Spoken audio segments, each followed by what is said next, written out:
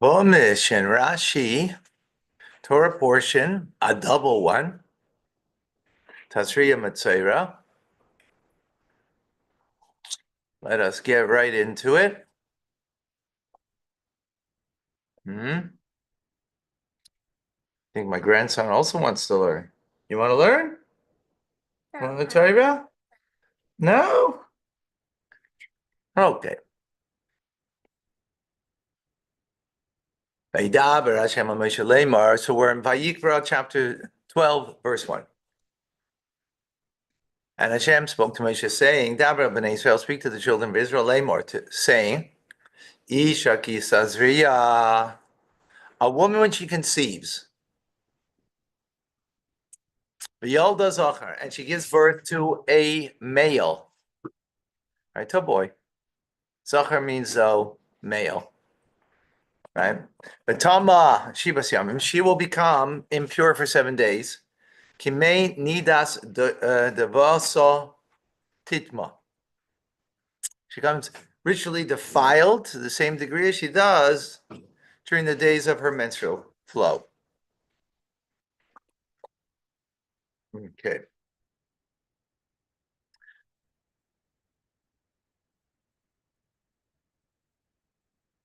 All righty, perfect.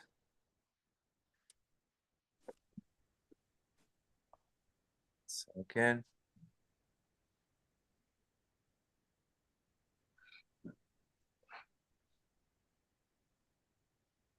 But Davida, you let in other people, please. Thank you. Okay, Rashi on verse number 2. When a woman conceives, Amar Rab Simloi. Amar Rab Simloi said, Kishem, she also Shalodom. Just as the fashioning of man came, came after all the cattle, beasts, and fowl, the mice rashis in the account of creation. Likewise, the law is explained. The fashion. Okay, thank you. Muting. So likewise, the laws concerning man come after the laws of cattle, beast, and fowl. Similar. Okay. Rashi now picks up on the word ki sazria, when she conceives. La rabbis, this isn't to include, in other words, when she conceives, right? It didn't say when she gives birth. I mean, I'm sorry. It says conceive and give birth. You could just say when she gives birth. Obviously, she conceived, right? So why does it have to tell us that she conceived? Yeah. Right? So Rashi says, "Larabis," this is to include that she gave birth to him and he was dissolved. In other words, it was not, it was an aborted, right? It was a miscarriage. Shenimcha, the body was not, was dissolved. And ein zera, and it's only like the semen, right? Fluid, in other words. Imai Tameya Leda. The mother is nonetheless impure due to childbirth. Mm-hmm. That's what the Torah is coming to say, right? The Vasa. So the Vasa, so she becomes ritually impure, right? Lashon davar hazab migufa. This is a term I don't think we've had before. So Rashi explains an expression of flowing from her body is one explanation. The word dava means to flow, right? But now Rashi gives a second explanation. Lashon acher, alternatively, lashon madve, of being v'chayli, of an illness. Shein isha royadam, for a woman doesn't see blood. Shaloi sechala, that she's not feeling down, like she's feeling, ill. That her head and her limbs are feeling heavy upon her. Not a real sickness, but a woman feels when she menstruates, she feels somewhat infirmed, if you will. So Gezun, do you want a tissue? No? Okay.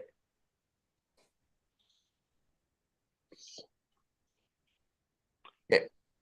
Well, I don't get it. So just because she feels like the infirm because of her menstruation, and like, what's the point? Good question. I'm not certain what the point is. Rashi not necessarily has to address what's the point. He has to address what's the meaning, Okay. right? Yeah. What does it mean?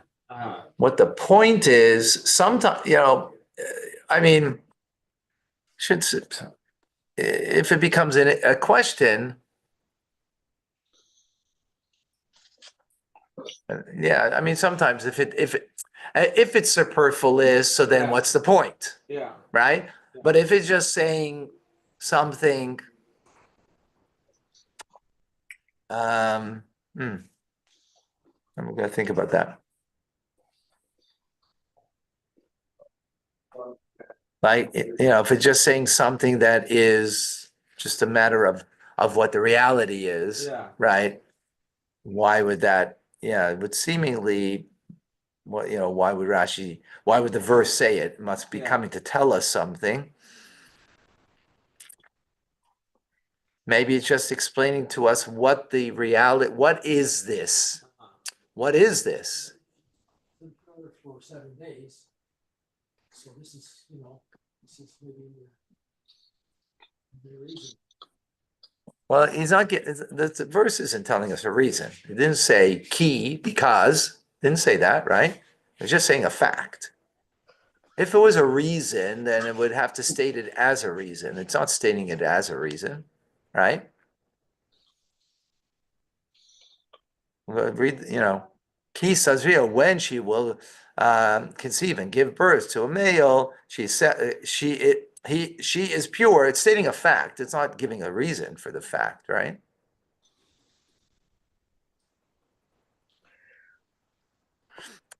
I think I guess the verse is telling us that when she's giving birth, even though it's not menstrual cycle, I think that's what it's coming to say. It is like the menstrual cycle. Menstrual cycle, she's impure. Here, she's also impure. Finished. Right?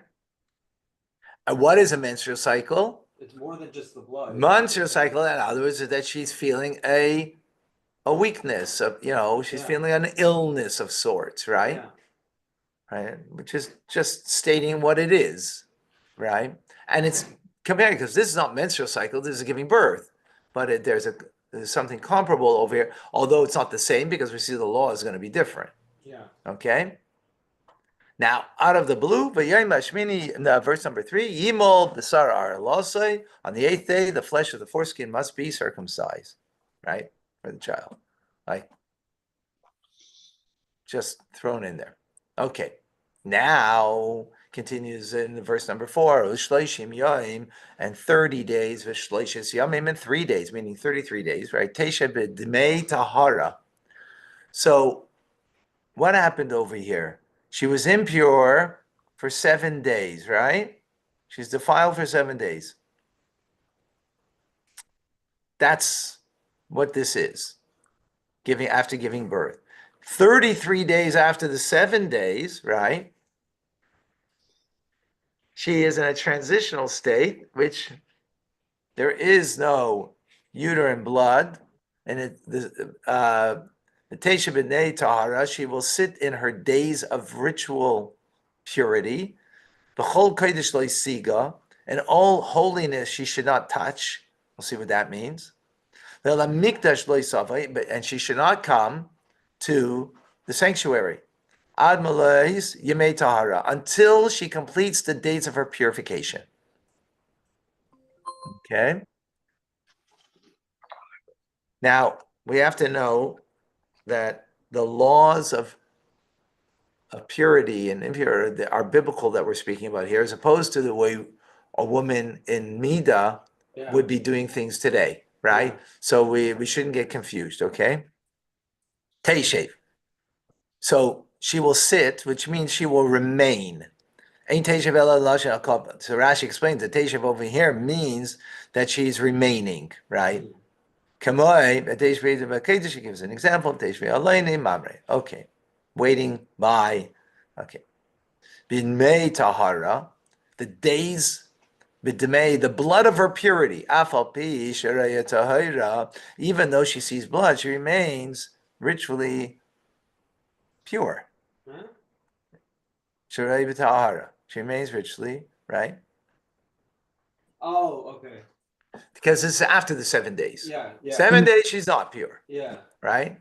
Now, these are days of called purity. B'nimei tahara loy mapikei. It's not v'hu shem davar k'may tahor. So it's a noun of purity, even if her blood itself does not convey ritual defilement. Right? She is pure in these days. Yeah. Yemei tahara, yemei tahara shalom.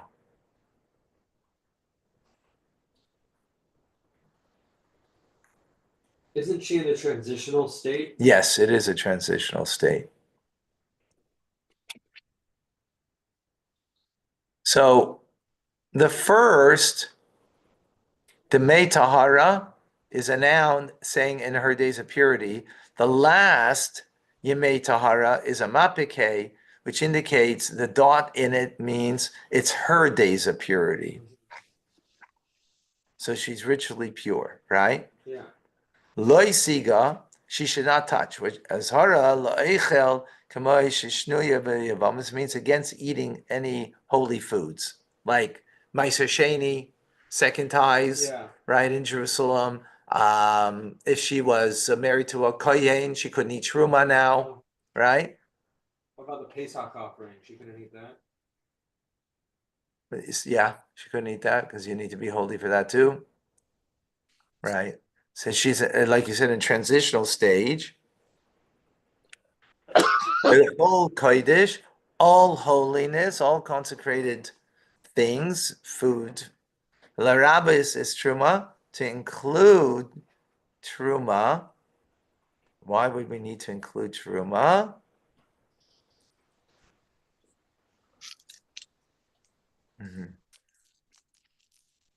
The fish is utfulas yom aruch.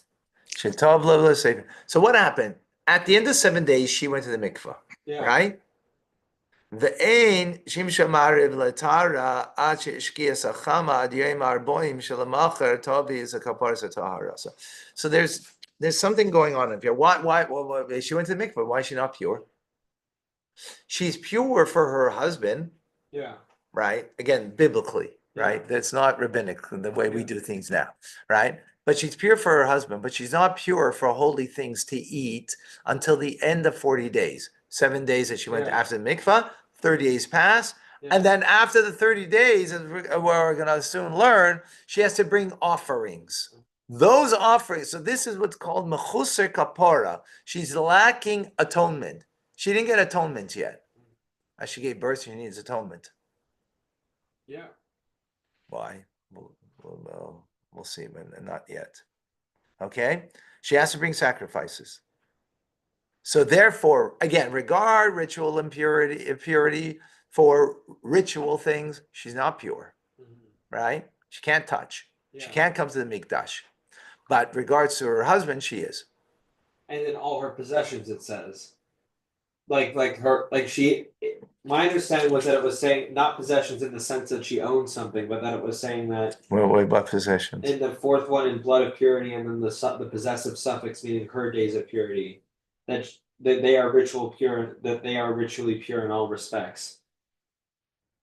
So is it like she is ritually pure, but she's just not able to partake in the ritual, in the eating the offerings?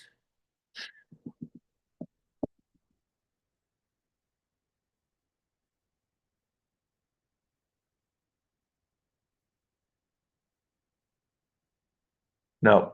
Until she fills all of the days of her purity, right? because she's still missing something. Okay. Okay. So Okay. she herself is not pure. It's not that she's pure and she can't eat the offerings. It's that she's not pure and she can't eat the offerings. We'll see on the Rebbe on this, and not for now Okay. because it's too Yeah. much. Let's just go move forward Yeah. right now. Okay. Okay. It's a in between. It's a transitional. Okay. That let's just Leave it. use that as right. Being nekeva, say that if she gives birth to a girl, Tamash Vusayim, she's going to be impure for 2 weeks, 14 days. Kenidasa, at the same degree as a menstrual period. And Vishishim Yaim, Vishishes Yamim, and then she's going to be impure. And sorry, not pure. The days of her purity will be 66 days, Teshaval Demei Tahara, that she will be ritually pure for 66 days, right? So 80 days altogether. So it's double of a male, Yeah. okay? Uba Malaysia Mei Tahara. Now, this is picking up on the verse earlier that said in the b'malois, in the completion of the days of her purity, lebeno lebas, whether it's for a male that she gave birth to, or to a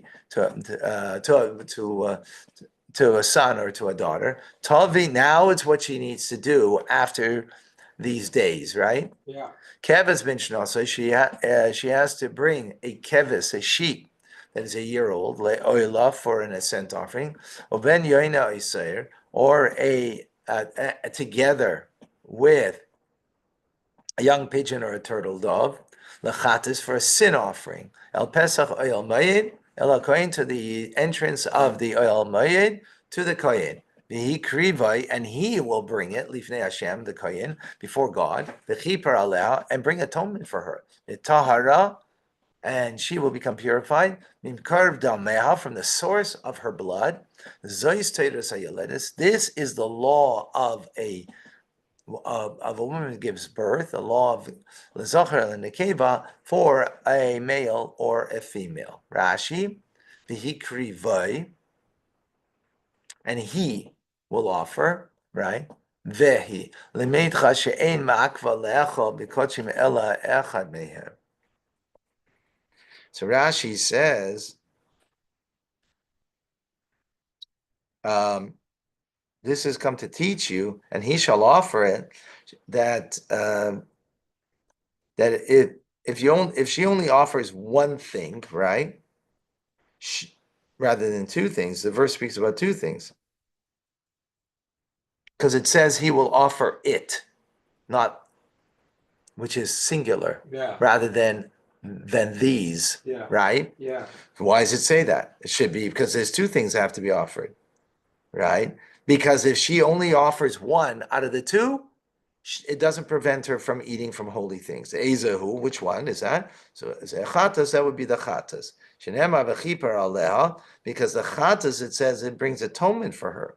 Hakayim, the kayin, v'tahera, and she becomes purified. Mihu sheba lechaper, the one who comes to atone, tahara tuluya, upon it is the purity is dependent on. In other words, she's bringing two things. The ascent offering is like a traditional, regular thing that you bring, right? But it's not bringing atonement to her. The sin offering is bringing atonement. So if that alone is brought, then she can, after that, eat from holy things, even though she did not bring a sin, an ascent offering. And the sin offering is the sheep or the goat. The sin offering was The sheep. the sheep. Oh no, that's No, that's the oila. No, that's the the pigeon. pigeon. That's the pigeon or turtle dove.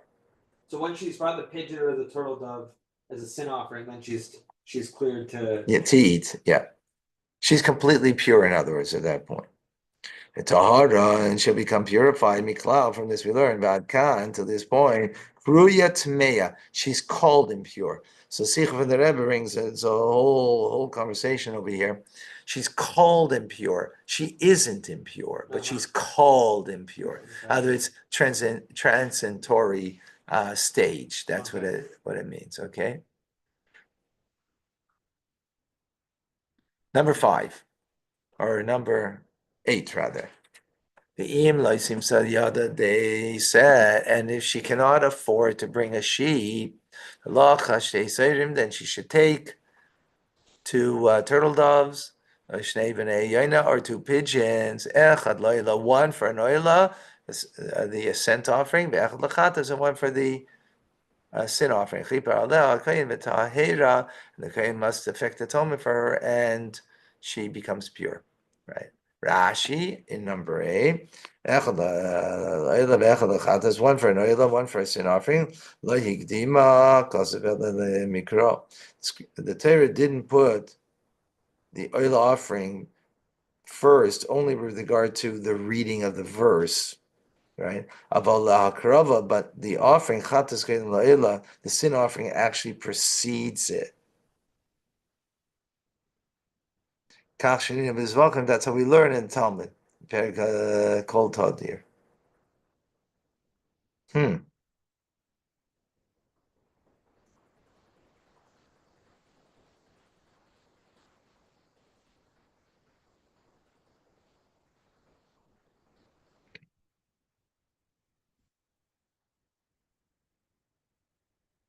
It's interesting. Why does Rashi say this? How do you get this from the simple meaning that the chatos is brought first? That's a sin offering. Yeah. Now, in fact, it is that way in the Talmud, but in the simple text, how does Rashi get this when it doesn't? In both verses, it brought the ascent offering first. I don't know. Okay, we're continuing. Okay. It's consumed in its entirety. That's how he gets it. It says it right here. No, that's it. He says scripture mentions the ascent offering first only because it is consumed in its entirety. Yeah, but what's the proof that that the chatas comes before it? That doesn't prove that you're right, doesn't prove that the chatas comes first. So why would Rashi saying the simple meaning of the text? So the Talmud learns out that way. It can be. It doesn't have to be on the simple meaning, right? But how does Rashi get this from what? What's the indication here? That's what the question. Okay, chapter 13, verse number 1. Vidaber Hashem el Moshe vel Aaron lemer, and Hashem spoke to Moshe and to Aaron, saying, right? Meaning he spoke to Moshe only, and taught it to Aaron, right? That it should be said further. Adam ki Tazria-Metzora. Now we're going to learn about leprosy, the old-fashioned leprosy called taras. Okay, which so a person, Adam, a person who's going to have what we call Basara is going to have in the flesh of his skin, se'es. Okay, a se'es, a wool white spot, it explains over here. Oisapachas, or an egg membrane white spot, right? Or baheris, or a white snow spot, right? The haya basara, and it will be on the flesh of the skin. La nega, for a nega, for a lesion, it translates over here. Different translations for that word nega. Okay, lesion or fine. Tzaras, la nega tzaras, a lesion of tzaras. V'huva Aaron, it should be brought to Aaron HaKoyin, achad mibanav HaKohanim, or for one of his sons, the Kohanim. Okay, let's see Rashi. Rashi says, verse 2 says so. So there are different kind of afflictions over here, different colors. Shmois negoyim. These are names of lesions or affliction. The word nega, I think affliction is probably a better translation personally, instead of a lesion, even though it's like a lesion on the skin, but it is an affliction. Okay.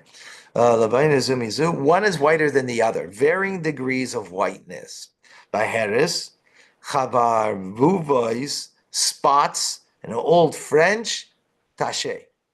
And similarly, bahir, the word bahir hu b'shachakim.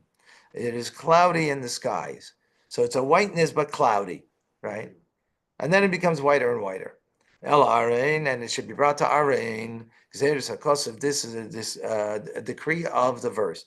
She'ain tumas negoyim, that the impurity of afflictions of tzaras, v'tarasim, and their purification, Ella al pi kohen can only be done by the word of the kohen. Right? Yeah.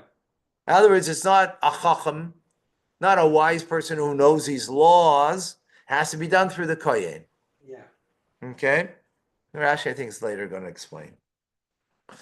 The Ra Kayin, and the Kayin should see it as a nega, the affliction, the lesion, or habasar on the flesh of the skin, the seir haba nega, and the seir, the hairs of the affliction, hafach lavan, in other words, it was black hairs, and now it turned white. Yeah. Umara hanega, and the appearance, mara means appearance of this affliction, omok is deep, ba'or besara, in the skin of his flesh, nega tarasu, then that is an affliction of taras, if that what happened, right?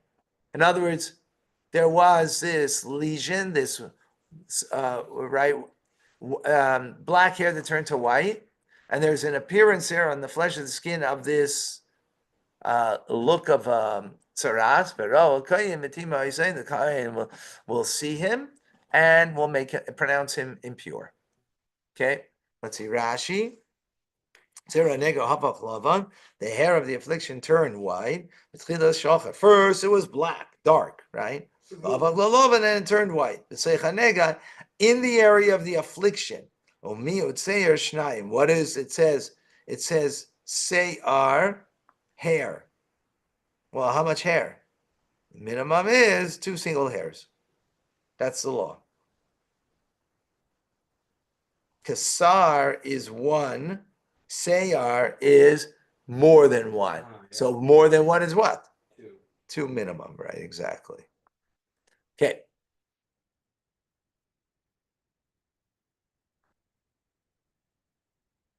Amuk. Ma'or b'sara, it's deeper than the skin of the flesh. Kol mare lovin, this white appearance, right? That looks white. Amuk is deep. It appears it's something dark next to it, right? It's whiter and deep in this. Deep meaning it's. There's like a shadow to it, or I guess it looks like the skin around it looks like a shadow. I Yeah. guess, right? Kemare chama, as the appearance of the sun on the surface reflects the light of the sun. Amuka minatzel is deeper than the shade. In other words, the shade kind of looks like it's off the skin, so to Yeah. speak, right? And this looks like it's deeper in the skin. Okay. The the Kohen shall make him impure. Yoimar loy, he shall say, Tamayata, you are impure. In other words, he has to verbalize it.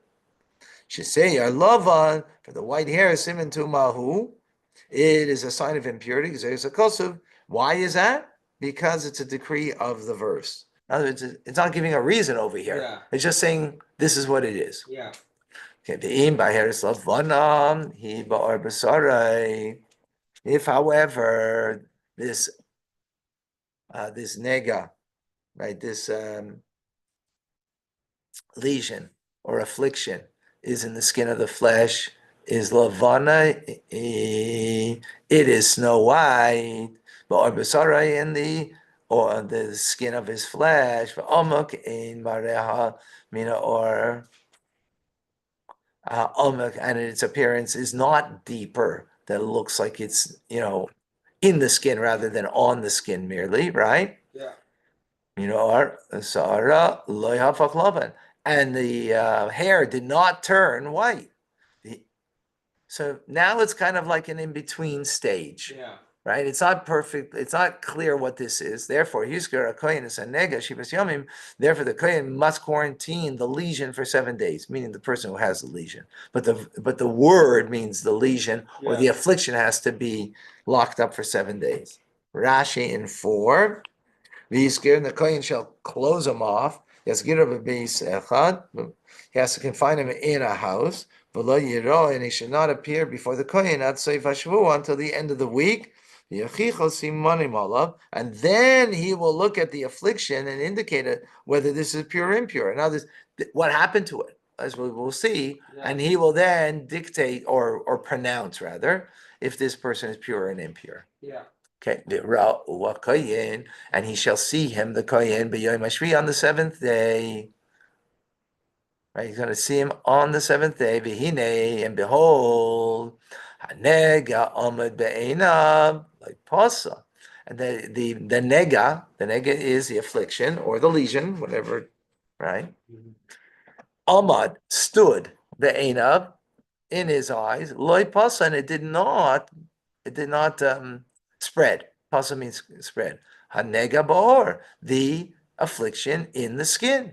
So what happens? Again, it's kind of doubtful over here, basically, right? So he has to close him up, Akayin, Shivas Yamim Shenis, a second, Shenis, Shivas Yamim, 7 days, Shenis, a second time. Yeah. Rashi be'enav, Kemara Shira Harishain. So it's the original appearance, meaning in its color and size. Right? These Girashenis, and he closes them up a second time. Which, what is the implication? That if it did spread after that first week, Tamei Muchlat, he's for sure impure. Yeah. Muchlat means definitively. Okay? That clear? We're good? Yeah. Les, we're good? All right. Baroa Koyen, and he shall see him, the Koyen, oisei him. B'yom hashvihi, on the seventh day, Shenis, the second, meaning this is now after 14 days, right? V'hinei kol ha'nega, and behold, the nega became koha, darker. Loy pasa nega ba'or, and it did not increase, did not spread rather, the affliction in the skin. So now he's going to make him pure. Mispachas he. He's going to make him became a mispachas. Bechibes begada b'tayir. So he has to immerse his garments in water in the mikvah, and then he will be rid of he's now pure. Okay? Yeah. He still needs to go to the mikvah, right? But he doesn't have taras, right? This is after the second week. It did not spread. Yeah. Right?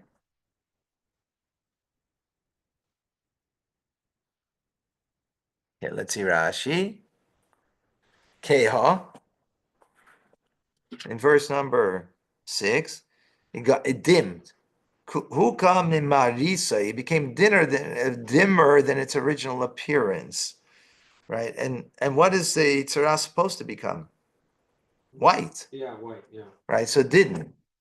Right? That's why it's going to, that's why he's after a second time he becomes pure.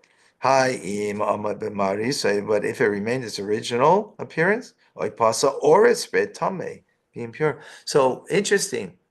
The second time it didn't need to spread.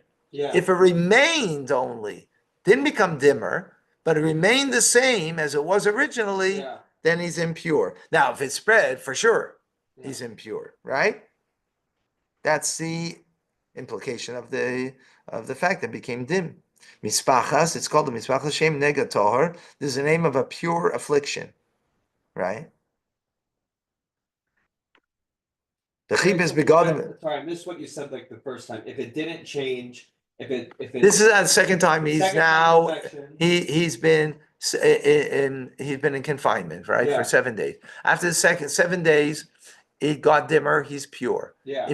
Which implies if it remained the same, he's impure. Yeah. Okay. That's the implication. That's what Rashi's saying. Even if even if it didn't spread. Okay. Now, what I'm not clear, to me, it seems like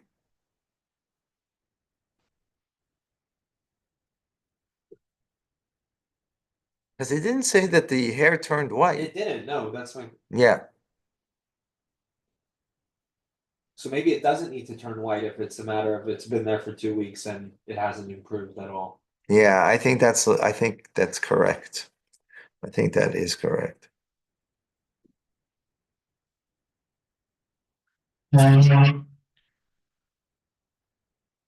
Yeah. But he has to wash his garments, meaning since it was required quarantine, he's called impure, and he needs immersion. He doesn't have the law of tzaras, right? which is important because that's a whole different process, which you have to bring sacrifices afterwards and so on, right? But it's part of your purification. So he doesn't have that law, but he's still called impure.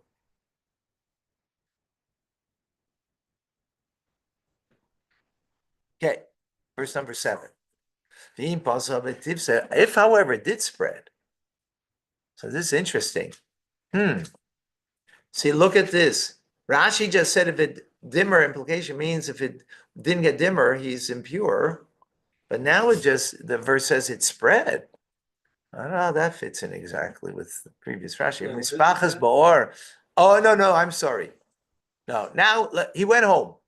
He went to the mikveh, he went home. Yeah. Right? But he still has some kind of lesion. He still Yeah. has something, right? If this is what's called the mispachas, which is pure, and it's spread after you showed it to the kohen, after the 2 times being in confinement, in quarantine rather, the Torah, and he made him pure, and he showed him again to the kohen. And the kohen will see it. And it spread the mispachas border in his skin. And now he will declare him impure. This is tzaras. So even after a second quarantine, if it starts spreading, then Yeah. but Interesting. by virtue of it spreading, not by Only by virtue of spreading, not because it remained the same. Yeah. Or not because the color changed, even if it. let's say it was maybe it went. Let's say it went from dimmer to what it was before, but it didn't spread. Then he wouldn't be. No. Right. Implied. Okay, let's see Rashi number 8. About kohen, and kohen shall make him impure. Become timai, and once he makes him impure, muchlat. This is definitively impure. Parim, and he needs to bring birds. He's galeach and do the shaving, the carbon, and bring an offering, and so on and so forth. Everything that is, we're going to learn later in the next parsha. Actually, not now. As we'll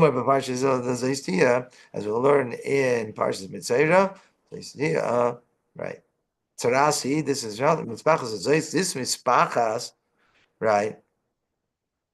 Becomes impure. Tzaras, lashon keva, nega, lashon zocher. Okay. Number 9. Nega tzaras kisiya b'adam. And if there'll be a the lesion or the affliction of tzaras, appears right. V'adam avo ba'alokayin, it'll be brought to the kohen. V'ra kohen, the kohen will see it. V'hine says levana ba'or, and he's going to examine it. Okay, now this is a different story. Different person. I mean, Maybe it can be the same a different halacha. Yeah. Right? So now he has to bring it to the kohen. V'hine says, now this is a se'es. Before,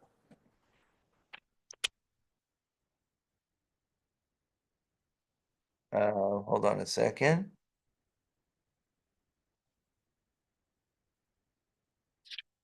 Wasn't called a se'es.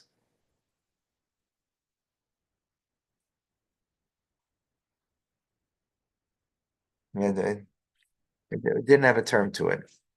This is called a se'es.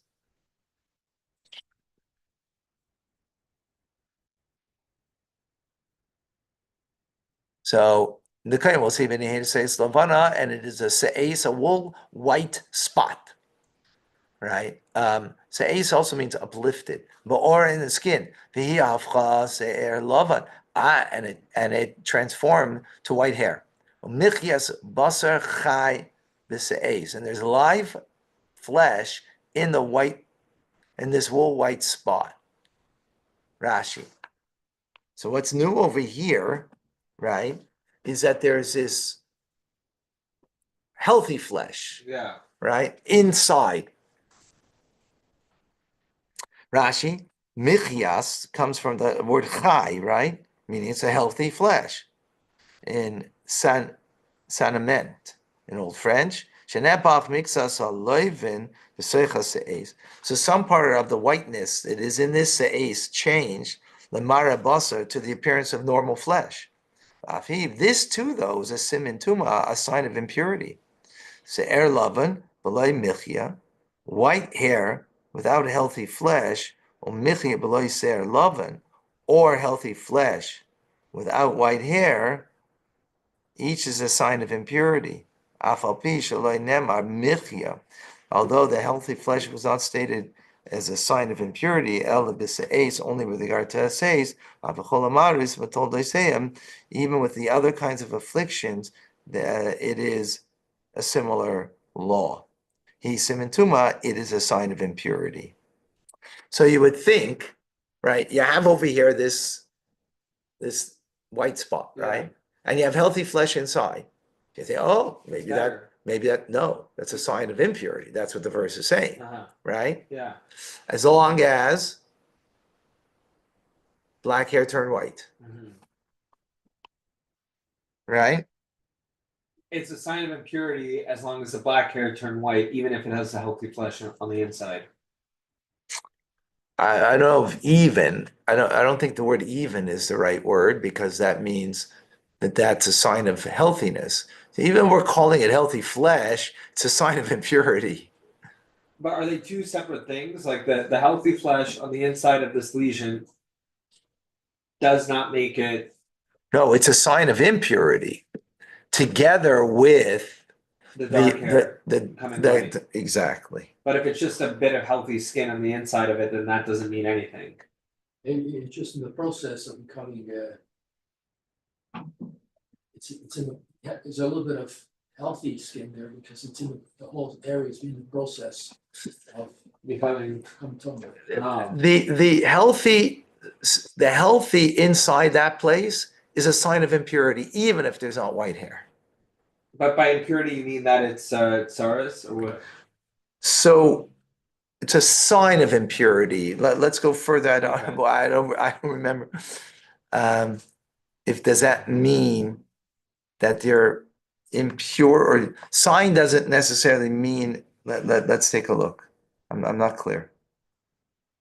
I think we need to see.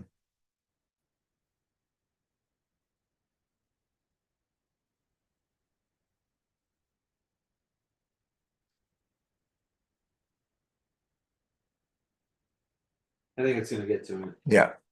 Okay.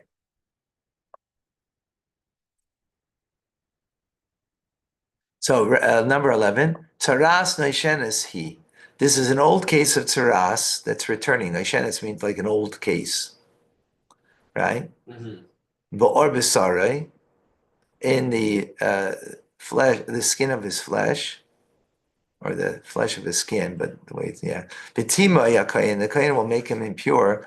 Lo yaskiranu kitamehu. He's ritually, don't quarantine him because he is definitively impure. Rashi tzaras neishen is he. It's an old tzaras. Maki yishanahi. It's an old wound. Tachas michya, under the healthy flesh. The chabur azu, and this bruise, niras bria lemaila, appears healthy on the upper surface of tachteha, but on the underneath it, malei lecha, it's full of fluid. Shloi seimar, that you shouldn't say hayal ba'alsa michya, that healthy flesh has arisen on the affliction on the tarena, that I should purify it. No, it's impure.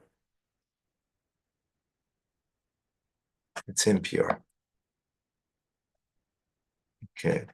I'd love to continue, but I'm going to have to go to the Tanya now.